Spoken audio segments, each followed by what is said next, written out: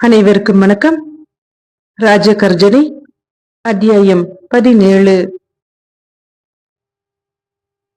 அணிவகுத்து நின்ற சேனைகளை பார்வையிடுகிறான் திப்பு சுல்தான். தேவையான அளவுக்கே காலாட்படைகளும் குதிரைப்படைகளும் பீரங்கிகளும் துப்பாக்கிகளும். ஓரளவு மனம் நிறைவு காண்கிறது. தொலை தூரத்தில் நின்றிருந்த பசவராஜை கவனித்த திப்பு சுல்தான், இவன் யுத்த களத்திற்கு வந்து தனது மாபெரும் வீரத்தை நிரூபிக்க முடியாமல் இவனே இப்படி தடை விதித்துக் கொண்டானே என்ற ஏக்க பெருமூச்சுடன் அங்கே வந்தான். காலையில் நடந்த கொலை குறித்து பெரிதான சிந்தனையில் ஆழ்ந்த பசவராஜுக்கு ஏதோ ஒரு பலத்த சந்தேகம் குமிழியிட்டுக் கொண்டிருந்தது. இந்த சிப்பாய் இங்கே எதற்காக கொலை செய்யப்பட்டான்? யார் அவனை கொலை செய்தது? எல்லாமே மர்மமாக இருப்பதே அவனது பலத்த சந்தேகத்திற்கு மூல காரணமாக அமைந்தது. இது குறித்து மகா சுல்தான் ஹைதர் அலி கொஞ்சமும் பதற்றம் காணாததுதான் நலிவான ஆச்சரியமாக இருந்தது. இதில் ஏதோ ஒரு ரகசியம் பதுங்கி இருப்பது நிச்சயம். நான் புறப்படுகிறேன் பசவராஜ். எனது காதல் பொக்கிஷத்தை ஒரு நட்பு பொக்கிஷத்தின் நலம் அமர்ந்த பாதுகாவலில் விட்டுச் செல்வதில் ஒரு நிறைவு காண்கிறேன். உனது சந்தேக ரேகை படர்ந்த முகவாட்டத்தின் காரணம் புரியாது நான் இருக்கிறேன் என எண்ணி விடாதே. காலையில் நடந்த கொலை ஒரு காரணம் பற்றியே நிகழ்ந்திருக்கிறது என நினைப்பது போல நான் நினைக்கவில்லை. உனது தீர்ப்பை ஏந்தி சென்றவன் ஏன் மீண்டும் திரும்பினான் என்பதுதானே. அவன் அவ்வாறு திரும்பியதன் பயனே இந்த கொலை. உனது தீர்ப்புக்கு அவன் மதிப்பளிக்கவில்லை என்பதால் நமது வீரர்கள் வெகுண்டு கேள்வி கேட்க பதில்கள் தடித்ததால் கொலை செய்யப்பட்டான் என ராஜாகான் கூறிய விளக்கம் என்னால் ஏற்றுக்கொள்ளக்கூடியதாகவே இருக்கிறது.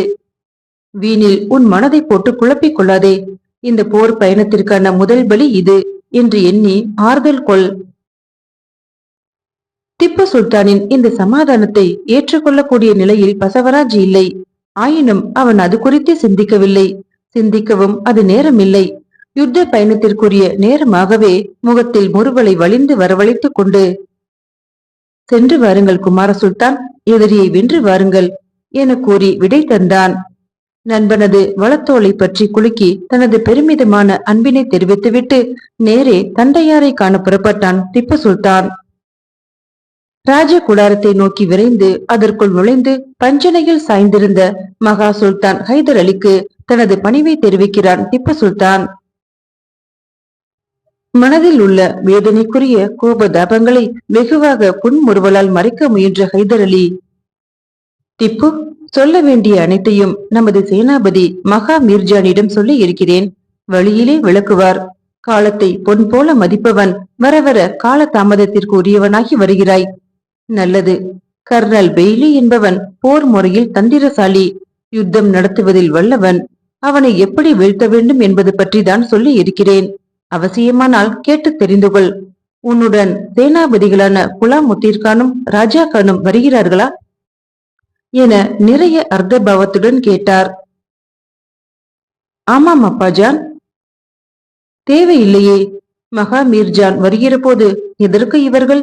வேண்டுமானால் குலாமுத்தீர்கானை அழைத்துச் செல். ராஜாகான் எனக்கு துணையாக இங்கேயே இருக்கட்டும்.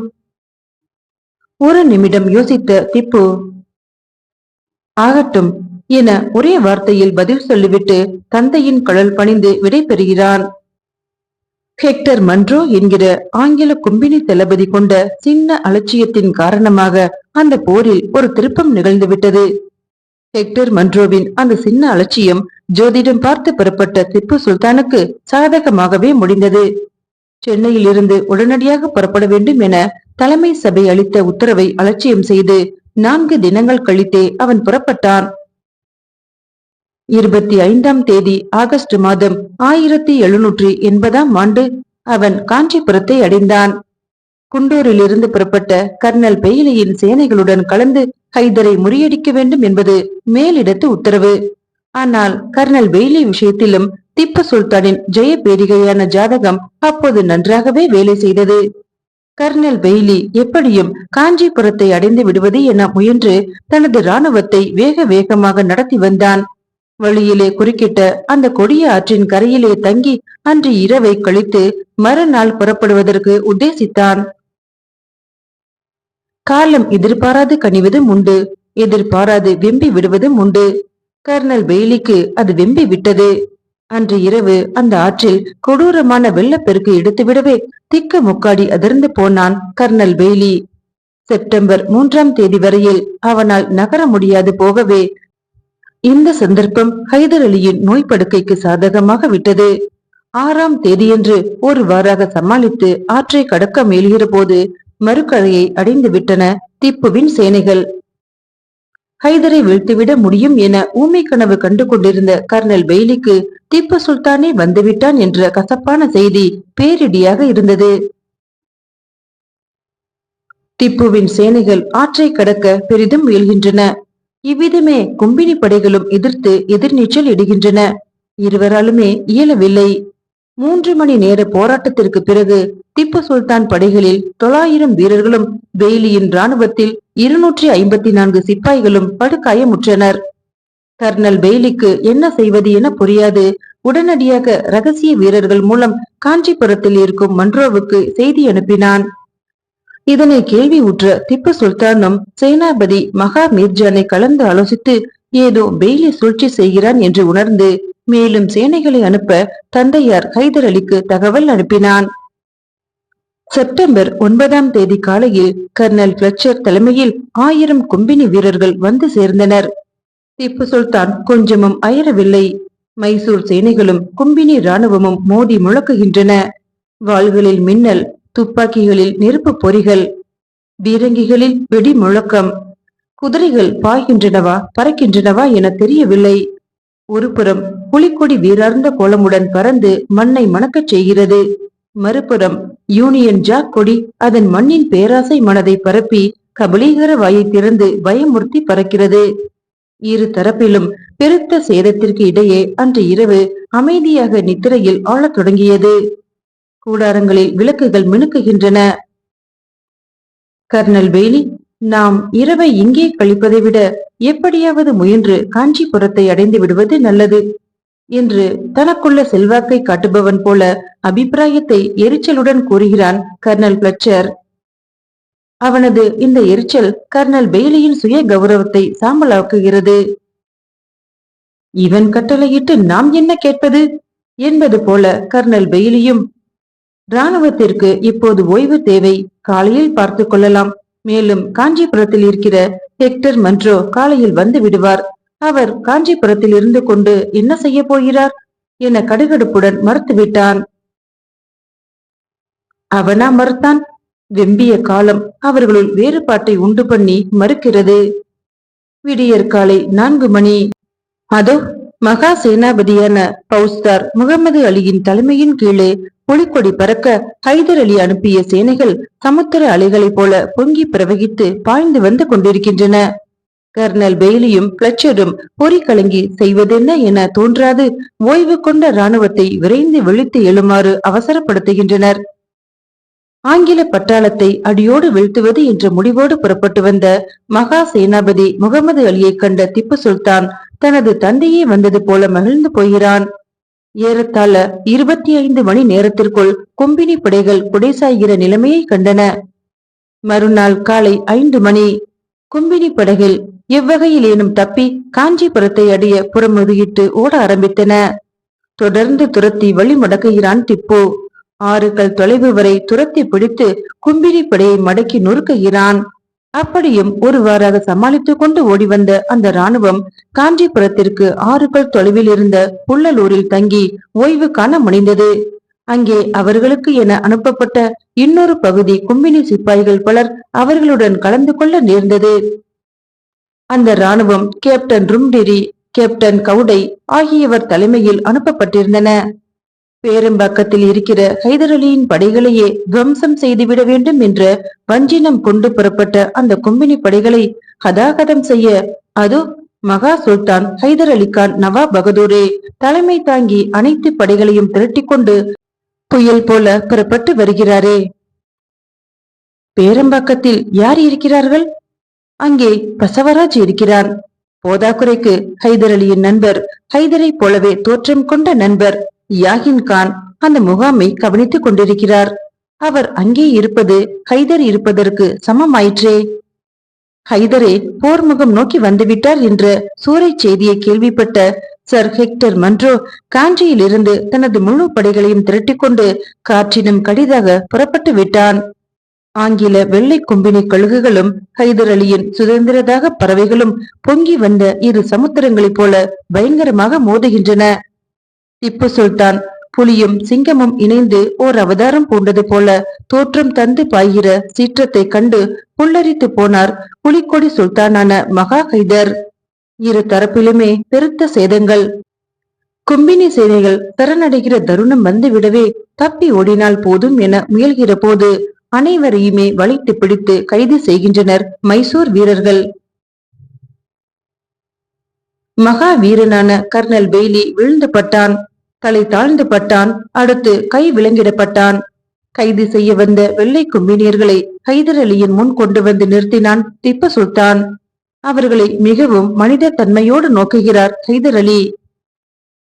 இவர்கள் அனைவருக்கும் வயிறு நிறைய சாப்பாடு போட்டு துணிகளை வழங்கி வழிச்செலவிற்கு ஆளுக்கு 1 ரூபாய் கொடுத்து ஸ்ரீரங்கப்பட்டினத்து சிறைச்சாலைக்கும் தக்கோலத்து சிறைச்சாலைக்கும் அனுப்பி வையுங்கள். இவர்களை மனித தன்மையுடன் நடத்த யாருமே தவறக்கூடாது. கவனம். வெற்றி முழக்கம் அவரது நரம்புகளில் வீணையின் தந்திகளில் இருந்து தெரிக்கும் ஜங்கார நாதம் போல எழுந்து இசைக்கிறது. ஹைதர் அலியின் சேனைகள் பேரம்பாக்கத்தை நோக்கி பயணப்பட்டன. மாலை இருட்டுவதற்குள் சேனைகள் பேரம்பாக்கத்தை அடைந்தன. தொழுகையை முடித்துக் கொண்டு தந்தை ஹைதர் அலியை காண புறப்பட்டான் திப்பு சுல்தான். உள்ளுக்குள் மட்டும் ரங்கநாயகியின் புன்னகை நிரம்பிய இளம் சிவப்பான முகம் ரோஜாவாக மலர்ந்து மணத்துக் கொண்டிருக்கிறது. ராஜ கூடாரத்திற்குள் பலரும் அமர்ந்திருந்தனர். திப்பு சுல்தான் நுழைவதைக் கண்டு அனைவரும் எழுந்து மரியாதை செய்து வணங்குகின்றனர். ஆனால் யாகின் கான் மட்டும் அவ்வாறு எழவில்லை. அவனுக்கு உள்ள ஹைதர் செல்வாக்கு அத்தகையது. திப்பு சுல்தானும் அவ்வாறே சென்று அமர்ந்து அனைவரையும் நோக்கினான். குறிப்பாக யாகின் கானை அவனது கண்கள் பொருட்செறிவுடன் பரிசீலித்தன. அனைத்து சேனாபதிகளும் அமர்ந்தனர். ராஜா கான் ஒரு மாறுபட்ட முகபாவத்துடன் இருப்பதை திப்பு சுல்தான் கவனித்தான் இல்லை. திப்பு, அடுத்து என்ன செய்ய போவதாக உத்தேசம்? ஹைதர் அலி இவ்விதமாக கேட்டபோது அதற்குள் அடங்கி இருந்த பல பதில்களை திப்பு சுல்தானால் உணர முடிகிறது. நீங்கள் என்ன செய்ய போகிறீர்களோ அதன் நியாயத்தை புரிந்து நடக்க சித்தமாக இருக்கிறேன் தந்தையே. திப்புவும் தனது பதிலில் பல கேள்விகளை நுழைத்து சொன்னது ஹைதருக்கு வியப்பாக இருந்தது. இவன் நன்றாகவே படித்திருக்கிறான், நியாயமாகவே சிந்திக்கிறான். நல்லது திப்பு. அடுத்து ஆற்காட்டு நவாபை பதம் பார்க்க வேண்டும். உடன் பிறந்து கொள்கிற வியாதி மாதிரியானவன் அவன். நம்மை அடிமைப்படுத்த வந்த வெள்ளை கழுகுகளுடன் சேர்ந்து கொண்டு கொஞ்சமும் சுதந்திர வேட்கை, தன்மான உணர்ச்சி, சுயத்துவமின்றி உண்ட களையத்தையே தூக்கி போட்டு உடைத்து வருகிறான். அவனை விரட்டி பாடம் கற்பிப்பதன் மூலம் நமது தேசம் சுதந்திரமாக இயங்க ஏனைய துரோகிகளுக்கும் இனம் புரியும், மனம் புரியும். நமது தேசம் வெள்ளையனிடமிருந்து விடுதலை அடைய வேண்டும். அதற்கு பாதகமாக இருக்கிற ஆற்காட்டை கைப்பற்றி அந்த நவாப் பட்டத்தை நீ சூட்டிக்கொள்ள நான் பார்த்து மகிழ வேண்டுமென ஆசைப்படுகிறேன். இதனை முடித்துவிட்டு நீ ஸ்ரீரங்கப்பட்டினம் நோக்கி பயணமாகலாம். அடுத்து நான் ஆம்பூர், சிதம்பரம், அன்னக்குடி, பரங்கிப்பேட்டை, சோளிங்கபுரம், திரிசலூர், ஆரணி ஆகிய இடங்களில் உள்ள கும்பினி முகாம்களை விரட்டி பிடித்து வளைக்க வேண்டும். இது எனது திட்டம். உனது நியாயம் இது பற்றி என்ன சொல்கிறதோ? நியாயம் என்ற சொல்லை ஹைதர் மிகவும் அழுத்தமாகவும் அர்த்த கனத்துடனும் உச்சரித்து ஒரு கணம் மௌனமாக சிந்திக்கிறான் திப்பு சுல்தான். எனது தந்தையே ஒரு நியாயம். எனவே அவரது நியாயத்திற்கு எனது நியாயம் புறம்பாக முடியுமா? நியாயத்திற்குத்தான் எத்தனை நியாயமான கணங்கள்! ஓஹோவென கனத்த குரலில் பெருத்த நகைப்பொலி எழுப்பினார் ஹைதர் அலி. தம்மை நன்றாகவே தந்தையார் புரிந்து கொண்டார் என்று உணர்ந்த திப்பு சுல்தான் பெருமிதத்துடன் தலை குனிந்து கொண்டான். சில வினாடிகளை அமைதி சூன்யமாக புசிக்கத் தொடங்கியது. அருகே அமர்ந்திருந்த யாகின் கானை நோக்கிய ஹைதர் அலி, யாகின், நீ நமது சேனாபதிகளை அழைத்துக் கொண்டு புறப்படு. சேனைகளுக்கான அனைத்து நலன்களையும் கவனி. அனைவரும் புறப்படலாம். எப்படியும் 2 தின ஓய்விற்கு பிறகே என் அரும்புதல்வன் திப்புவுடன் ஆற்காட்டை நோக்கி பயணமாகிறீர்கள். அதுவரை அமைதியாக ஓய்வெடுங்கள். ஹைதர் அலியின் உத்தரவிற்கு பிறகு அனைவருமே மண்டியிட்டு வணங்கி புறப்பட்டனர். விளக்கு வெளிச்சத்தின் முன்புறமாக தலையை மறைத்து அமர்ந்திருந்த திப்பு சுல்தானின் முகம் இருட்டாக தெரிந்தது.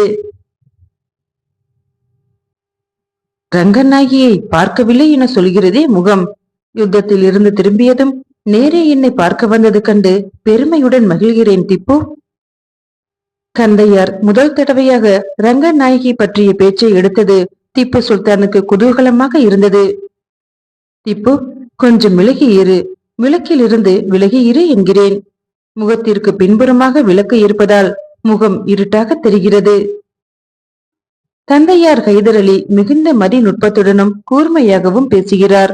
இந்த கூர்மையில் நாம் கவனமாக இருக்க வேண்டும் என உணர்ந்து சற்றே தள்ளி அமர்ந்து கொண்டான். பார்த்தாயா, இப்போது எவ்வளவு பிரகாசமாக இருக்கிறாய். நல்லது திப்பு, ரங்கநாயகியை அழைத்து வருமாறு ஆளை அனுப்பி இருக்கிறேன். அதை கேட்டதும் பெரிதாக அதிர்ந்து போனான் திப்பு.